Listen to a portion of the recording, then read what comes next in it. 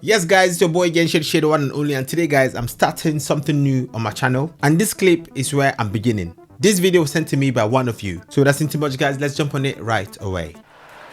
But there's a reason, there's a reason for this, there's a reason education sucks, and it's the same reason that it will never, ever, ever be fixed. It's never going to get any better, don't look for it, be happy with what you got. Because the owners of this country don't want that. I'm talking about the real owners now. The real owners, the big wealthy business interests that control things and make all the important decisions. Forget the politicians. The politicians are put there to give you the idea that you have freedom of choice. You don't. You have no choice. You have owners. They own you. They own everything. They own all the important land. They own and control the corporations. They've long since bought and paid for the Senate, the Congress, the state houses, the city halls. They got the judges in their back pockets. And they own all the big media companies, so they control just about all of the news and information you get to hear. They got you by the balls. They spend billions of dollars every year lobbying to get what they want. Okay, what he's saying right here is very serious.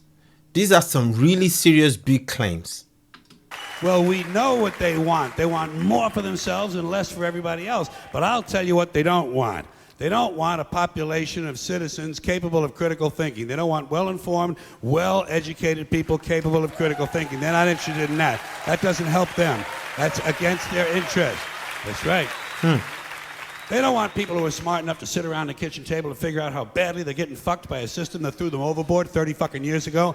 They don't want that. You know what they want? They want obedient workers. Obedient workers. People who are just smart enough to run the machines and do the paperwork, and just dumb enough to passively accept all these increasingly shittier jobs with the lower pay, the longer hours, the reduced benefits, the end of overtime, and the vanishing pension that disappears the minute you go to collect it. And now they're coming for your Social Security money. They want your fucking retirement money. They want it back, so they can give it to their criminal friends on Wall Street. And you know something? They'll get it. They'll get it all from you sooner or later, because they own this fucking place. It's a big club, and you ain't in it. You and I are not in the big club. And by the way, it's the same big club they used to beat you over the head with all day long, when they tell you what to believe. All day long, beating you over the head in their media, telling you what to believe, what to think, and what to buy. The table is tilted, folks. The game is rigged. And nobody seems to notice. Nobody seems to care. Good, honest, hard-working people, white collar, blue collar, doesn't matter what color shirt you have on. Good, honest, hard-working people continue. These are people of modest means. Continue to elect these rich cocksuckers who don't give a fuck about them. They don't give a fuck about you. They don't give a fuck about you. They don't care about you at all. At all. At all. Man, you know? And nobody seems to notice, nobody seems to care. That's what the owners count on, the fact that Americans will probably remain willfully ignorant of the big red, white, and blue dick that's being jammed up their assholes every day. Because the owners of this country know the truth. It's called the American dream, because you have to be asleep to believe it. Wow, the American dream, because you have to be asleep to believe it. This was packed. This was more packed than I thought. I was expecting a satire, something funny that I would just laugh at, but this was deep. This was like a message. And what he's saying is resonating right now today as we are listening to this. This is not about whether he was right or he was wrong. It's just about why certain ideas never die.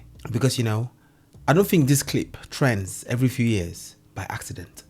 What I want to explore on this channel is why some beliefs stick and why others vanish. Carlin here didn't list names, he didn't show statistics, he painted an image for all of us to see. He called it a club, the big club, and you ain't in it. And let's be honest, the moment you heard that, what did you think? You probably thought, are you in it? Are you outside it? Metaphors like this move faster than facts. So guys, right now, instead of reacting to everything, I'm going to start dissecting why certain narratives survive, why they resurface, and why they feel true even when reality is more complicated. This is episode 1, and I'm building something here.